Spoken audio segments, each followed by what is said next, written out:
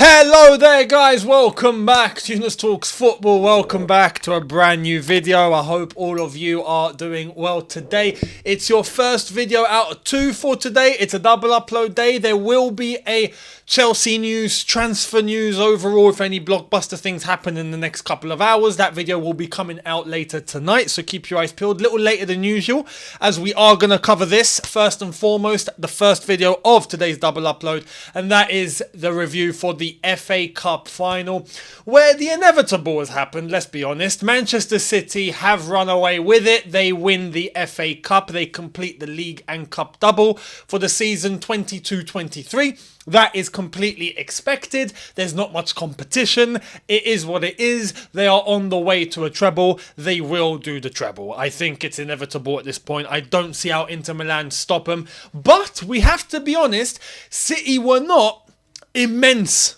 today, but neither were United. I think when you're looking on the basis as a neutral in an FA Cup final, today didn't feel like an FA Cup final. For the City fans, I'm sure it felt like an FA Cup final. For the United fans, I'm sure it felt like an FA Cup final. For everyone else, it wasn't like we were watching an FA Cup final. For me, it was like I was watching a League Cup game. Normal, Carabao Cup, maybe quarter-final. That's what it felt like, because the game was competitive. The game had two sides that were in the game throughout, right? No one got completely, ousted. But not enough clear-cut chances, not enough dominance from one side, not back and forth as crazy as I think many expected. But we got a competitive game, and overall, look, Manchester United were closer than what many people thought it would be, and Manchester City got the job done that everyone expected them to do anyway. So it is what it is. We started off this game with lineups that were, I would say, pretty expected for Manchester City. For Manchester United, little tweaks, but didn't really pay off. Started off with Ortega in goal. That one I didn't expect, I'll be honest. I did think that Edison would be the guy to start an FA Cup final. But Pep literally treating the FA Cup as a chance to bring in players that don't get much minutes all the way up until the final. I personally, I understand it, but at the same time, I don't like it.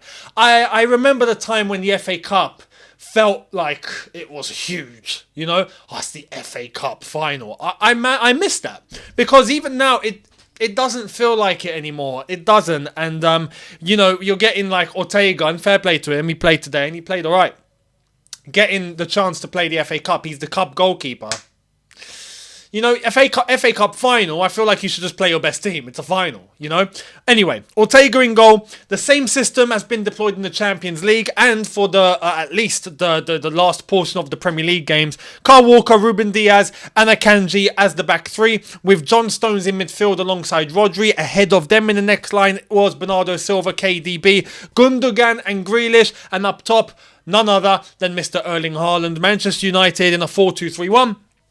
David De Gea, Luke Shaw, Lindelof, Varane, Wan-Bissaka. The midfield just in front of Fred and Casemiro, just ahead of them. Bruno, Eriksen and Sancho, with Rashford basically up top, although that was kind of navigating as a kind of a hybrid, with Rashford tucking in and all of a sudden that lone striker tucking in to make sure it turns either into a free sometimes, with Bruno tucking in, or just a straight four going up together.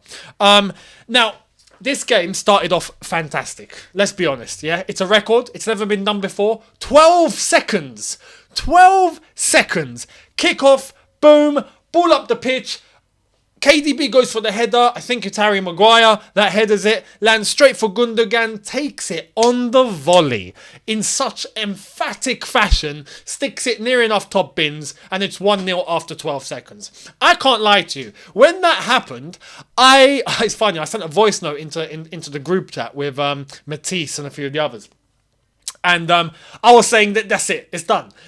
United are toast. United are toast. 12 seconds it took them to get wrecked. 12 seconds. And what a goal by Gundogan. Gundogan, we have to take a moment to appreciate just how... What's the word? Emphatic? Nah, not emphatic. Gundogan is bringing levels that no one expected, basically. The man is scoring for fun. In every single competition, he is scoring for fun, and he's not even meant to be a striker. He's not even meant to be an attacking midfielder. He's meant to be a standard centre mid. This guy is scoring goals like he's a number 9. I put in the group chat a joke that Chelsea should probably sign him as a striker. He'd probably bang in goals. Because right now, he can't stop. In the league, scoring goals. In the Champions League, scoring goals. FA Cup final, yet scoring goals. He got 2 today. Again, it's unbelievable. It's unbelievable. But he hits it so sweet into the top corner. Beautiful. 12 seconds in. I mean, United caught sleeping. Absolutely sleeping. And that was United's problem throughout today. Defensively, sleeping. I genuinely think it was just Man City that didn't take enough of the opportunities that came their way. It almost looked like at times they were just moving in second gear. It didn't really look like they were completely going at it. United's defence were about as useful as a chocolate fire guard today, and I'm being kind. But again, City just weirdly up front looked off, and not as free-flowing as they normally are. On the flip side, Manchester United in attack did have some opportunities. Now, the first half was fairly controversial. The first half, we had the goal, and then after that, United knew they had to switch it on. They're immediately a goal down, and then there were all sorts of things happening with the referee and whatnot. We had the penalty that was given to Manchester United. Now, my honest opinion, I think it's a penalty. Some people are going to say, no, it's not a penalty. Grealish's hand was in a natural position. It was in a natural position, and then it wasn't. If you look at the replay, for it to not be a penalty, I completely understand. Grealish has gone up and his hands go up. That is natural. That's normal. You go up, you elevate yourself, your hands come up. Whilst his hand is coming down, it goes back up again. That's unnatural. And that's where I think the penalty is given. Because it was only once he was coming back down and his hand was coming down and then he put his arm up again, that's when the ball hit his arm. That's why it's a penalty. If his arm was just continuously coming down and it hits him there, it's not a penalty. But the fact that he made that gesture to put his arm back up meant he had control of his arm. And that's where I think as a referee you have to look at it and you've got to make a decision and you think, yeah, it's a penalty. So for that, I completely understand. 1-1 because Bruno steps up and he slots it into the left bottom corner. And United are back in the game. Something that I didn't expect. After they'd gone 1-0 down, for me, I thought it was curtains. I thought City were going to go on a rout. I thought it'd finish 3-0 or something. But they didn't. Penalty given. I think rightfully so, and then it's 1-1. Now later on is where we start questioning the referee. Fred was committing foul after foul after foul after foul after foul after foul after foul. I can go on for 10 minutes saying foul after foul. No yellow card. Only up until, when was it? That he actually got booked. If I can actually get this up. He got booked in the 79th minute. He should have been booked after 15. As far as I'm concerned, he shouldn't have been on the pitch to finish the game. If we're being logical, Fred shouldn't have been. But anyway, we had the penalty claim for KDB. Now this is where it got controversial. There's some people saying no, it's not a penalty. Some people saying it is a penalty. For me, it's a penalty. I don't get how it's not given. Some are going to say, yeah, no, but Fred he got his body in the way. No, he didn't. That's where I think many people are making the mistake.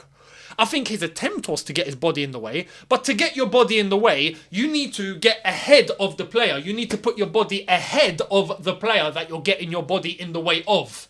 He didn't do that. He went side to side with him, stuck his leg in front of him, didn't get the ball and caught KDB. As much as the intention was clearly to go for the ball, you can see his eyes were on the ball, you can see he was fully focused on the ball. He tried to cross KDB with his body, didn't. His leg did. Got KDB. KDB obviously has lost his balance or he's made the most of it, absolutely. But the contact is there and it's a penalty. Now, if Fred got his body in the way, blocked KDB, and that's it, fair enough, it's not a penalty. But that's not what he did. At the end of the day, maybe the intention was that, but he didn't execute it that way. It's a penalty. The fact that it wasn't given was, for me, weird. The fact that it even went to VAR and it wasn't given, I don't know. But moving on, second half, and not too long into the second half, once again, it's KDB giving the assist, this time actually being the assist. And Gundogan, with his left foot, outside of the box this time, doesn't hit it as sweetly as he did the first goal, but it still trickles in. Now, he hit it great. fair play to him. Not as clean as I think he would have wanted, but enough. And it goes into the bottom corner. De Gea with bodies in front of him, he's going to get blamed. And to an extent, you would think that De Gea maybe needs to move a little quicker. But the fact that Gundogan was unmarked in that position after what he'd done to you after 12 seconds is criminal. And that's where I look at Manchester United and I think, honestly, they let themselves down defensively today. Because later on, when they brought on players like Garnacho, right, took off Sancho, who was absent today, Man United had a weird dynamic where Rashford was underused as far as I'm concerned. He wasn't involved and people are going to look to Rashford, but the ball was not being sent to him as frequently as I think it should have been. I think Rashford has the qualities to hurt any defence. Use him. It was almost like they were using Bruno, trying to get Sancho going. Nothing happened, and then United up front looking blank. Only with a couple of opportunities, then they bring on Garnacho, and all of a sudden you start seeing some life. Garnacho, really, you would argue, should have made it 2-2. Came very, very, very, very close. And that was unfortunate. Then they tried to bring on Weghorst. And then they start to throw the kitchen sink. They take off Lindelof towards the end to bring on McTominay, add an extra midfielder. But that is where Manchester United, for me, had their biggest problem. I'm sorry, but you can't literally just roll out a red carpet for Man City in midfield. And in the second half, whilst you're still in the game and it's 1-1, and then they get to 2-1, you should think about locking that midfield up and trying to get as much red bodies in there as possible to dominate the possession. United, at times, literally lose the ball in an attacking area, City take the ball, and then you see Stones is able to just run, no pressure, no one coming close to him, literally 50 yards from close to his box all the way up to Man United's box without being phased whatsoever. You can't do that. Come on.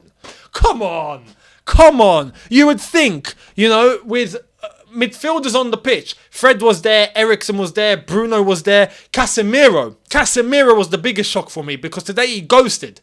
And in that role where you expect someone to shut City down, you look at Casemiro and he has all the ability to do it. At times he was absent. And I'm thinking they're just rolling the red carpet out for City. What's going on?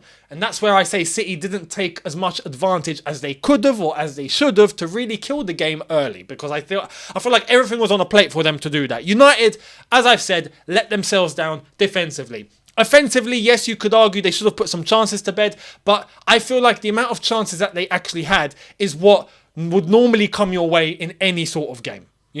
And it is what it is. You're not going to bury every single chance. Man United had some chances that were very, very close. That can happen. But that's the normal sort of quota in terms of chances and opportunity that you'd expect, right?